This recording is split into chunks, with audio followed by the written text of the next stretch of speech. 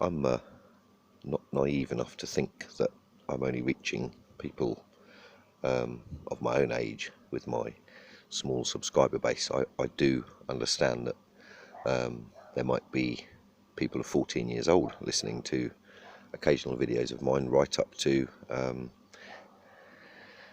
I was going to say Antipodean, but that's not the right word, is it? I've forgotten it temporarily. Octogenarian, that's it. People of 80 and above even might stumble across the information I've got to give. I can't obviously give any advice to people still living under parental control who are minors, but you've heard enough of my videos to wonder when I'm going to say what I would do now, judging on the world as I see it, and this would apply to any age group.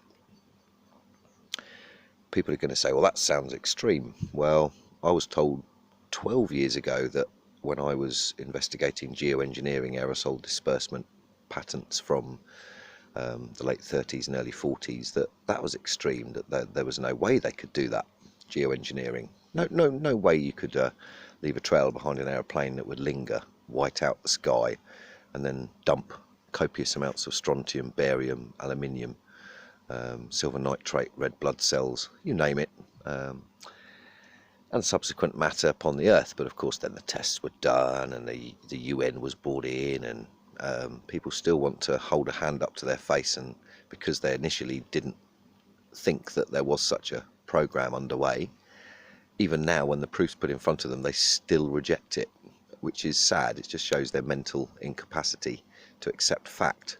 But I think we've already established on my channel that truth hurts, and it's not nice truth, it really isn't. So back to what I would suggest any person over the age of 18 does, and again, this is the truth. This is how I see the world, and whether it affects anybody else's decision or thought process, that's completely up to you. But I would strongly advise to listen to what I'm about to say and act upon it if you feel there's a tug, if you feel a little tug, something pulling at you with what I'm about to reveal and say to you, then you know that maybe your circumstances aren't correct. And again, it doesn't matter how old you are. I'm going to say this: number one, get onto a mainland. If you're on an island like the UK or Japan, and I'm not going to count New Zealand as this. I know I've got viewers in New Zealand. I don't think anything's going to happen in New Zealand. New Zealand certainly plays its part. It's played its part since the 50s. It was the model for the privatisation of telecoms, of gas, of electric, of grass up your neighbour. It was the New World Order's test baby, New Zealand. Not a lot of people know that. I do. One of the reasons also why I left the UK, because part of the Five Eyes and part of the City of London covers New Zealand as well. I've got relatives, Kiwi heritage, so I speak from my heart from that. I'd love to have had an opportunity to have lived in New Zealand. Didn't happen for me. Maybe it could in future. Depends how I set my mainsail, I guess. So what would I do now if I was over 18? And this is right up to 80. I'd bug out. I'd obtain a vehicle.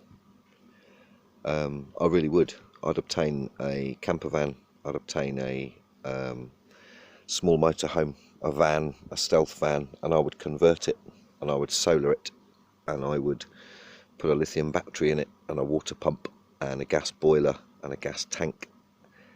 I would put in a gas locker. I would put in LED lighting. I'd put in an ionizer for breathing. I'd put swivel seats at the front. I'd do what a friend of mine did a long time ago, who had a bit of vision about having a good holiday and a good time away from the home, the ability to be free. Well, people's financial situation, again, I'm not naive enough to think that everybody's in the same situation. Everybody's an individual now. Everybody has the same problem, which is different. Everybody's different. We're all the same. It's the one thing us human beings have in common. everybody is different, which makes us all the same in a weird way. But yeah, finding a vehicle, a good diesel, or something like a Toyota or a Nissan, and converting it into a space with a solar panel roof and the ability to move and to view the world for a few years. And again, look, everybody's situation is different. You could have a mortgage, you might have equity, you might be young and not think you can't afford to do this. You might be paying rent for a room. If I tell you that the first few weeks of my self-employment, when I moved to the City of London, I purchased, instead of using the allowance that the company gave me for a hotel and food, I went straight to a camping shop and bought myself a week's worth of camping gear, including the tent, the camp bed, the cooker, and I saved the money from that expenses, put it in my pocket, which enabled me to get a deposit on a place nearer to where I was working. So there's a sacrifice element. However, what that did was enabled me to realise I thoroughly enjoyed those few weeks. It was a campsite in Essex. It used to take me about 30 minutes to get there on the train, and I'd set up my tent. I'd spoken to the organisers. I'd said, can I use your laundry room in the evening for electric? I had a pocket television. I had everything I needed, and I was working, and I knew I was setting up for a business. I then moved into a cabin on a boat and paid £90 a week. I could have had a penthouse, I could have driven a Porsche around London.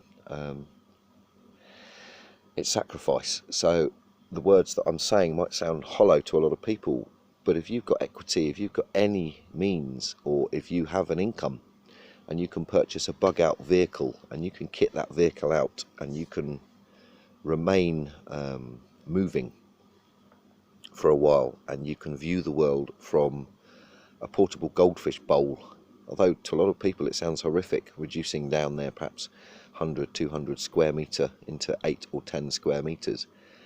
But I'm going to tell you something else.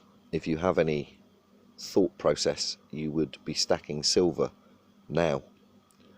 The silver ore that's mined, that goes into missiles, solar panels, electric cars, Wi-Fi boxes, 5G. You must get this. It's such a industrial tool, and it's never going to serve you at the end of the month like your paycheck. But I promise you now, if you were to put in money into silver, gold you might have missed out on unless you're very wealthy and you can purchase at today's price. But silver at 14 odd pounds an ounce plus VAT, get in on it, stack it, cash in your house, buy a motorhome, get a mobile home, buy a small piece of land. I'm going to come to that in a minute. This is really for people in the UK. If you can get onto the mainland of Europe and forget Europe, Europe doesn't exist. I'm in Spain, you know this. Spain is Spain, France is France, Italy is Italy, Austria is Austria, Switzerland, Switzerland. This Europe only exists on the BBC, by the way. You ask anybody, they're Spanish, they're Italian. I've met hundreds of international people from Europe since I left the UK, and nobody identifies as European. We know we're in Europe because we all pass over these comic notes called the euro, but nobody actually refers to themselves as European. So if you have a favourite, and again, you're just going to have to get into my mindset. If you've got a vision of what life might be like, Captain Corelli's mandolin, I don't know, Allo Allo, the rural part of France. Look, the quality of life on offer outside of the island is far superior. It's not, the grass isn't always greener. I'm not going to lie and say that life's perfect, but we need food, we need substance, we need quality water, air, and what we take in is really what defines us and what drives us forward, what keeps us healthy, cancer free, disease free. So, and obviously the sun, vitamin D. The UK now, and I'm not belittling the UK, if I had a choice of coming to anywhere in the world because I couldn't be here and somebody forced me, I'd be straight to the West Country of England. So please don't think I'm knocking my own country. I'm just desperately telling people, especially of my kind of age group or anybody that's capable, to bug out now, not wait and become a victim, but just to think about that wandering life, the nomad life, for a while, to invest in bullion, to put money aside, to micro cash bullion. I'm not going to give you an explanation. I want you to look that up, by the way. People worry about holding vast amounts of wealth in, well, micro cash. It ain't rocket science, folks. It's just something that has been done for years, and maybe if you're unlucky and you micro cash and you cark it, some clever git with a metal detector will dig up your, you see what I'm saying? But if I tell you that 86% of people that invest into the legitimate, what they call the legitimate financial market, lose. 86% who invest into the what they call the legitimate marketplace lose their investment or a portion of their investment. The other 14%, well, I think I've rambled on enough about that. I can show people how to develop a small piece of land that nobody else even knows where, how to pick a satellite coordinate, find it on a compass, how to have an allotment, how to be mobile, how to generate enough electricity to live a normal life, but on the move, just for a while. We're not talking permanent here, but I'm just going to give you my clear, concise opinion. If I was in a position to, if I put myself in your shoes, I would get out of the tomb that is your house or rent or mortgage. If you're mortgage free, you live in the country, rural, you've got stocks. Look, listen, stocks I mean by wood and animals and food. Ignore what I'm saying. This won't apply to everybody. I purely appreciate that. It will only apply to people that what I'm saying tugs them, makes them think. Yeah, because, okay, I'm in Spain. We're negotiating a property for €10,000 with the potential development for a 2-story home with a roof terrace. €10,000. Now, again, I've said to you, I'm in Spain. It's a personal choice. There's Latvia, Belarus, Poland, Hungary. It's confidence, and a smile and confidence just breaks the ice anywhere in the world. And I'm going to say again, the grass isn't greener. It's never perfect. But if you stay in a situation where you feel something's just tugging at you and you think this is a bit wrong, and you can get mobile for a while, and you need, I mean, oh Christ, there's thousands of advice on YouTube, especially on how to convert a vehicle or how to buy a vehicle, how to convert to LPG, how to solar panel the roof, how to fit a gas boiler, pressurized water tank, 12-volt systems. Sounds complicated. It's not at all. It's one of the most simplest things in the world. Man's been doing this for 150 years, by the way, on boats, wagons, you name it. We've been adapting vehicles to be nomad, if you like, for a long time. There's no reason to be uncomfortable. You can have full pressurized hot water, showers, toilet. There's a bit of work involved, but the cost to live as a nomad for a period is going to be about 1/10 of what it would be to stay in a residential property, and that's a fact. I've talked too much, but I'm going to make some more videos of this in the future.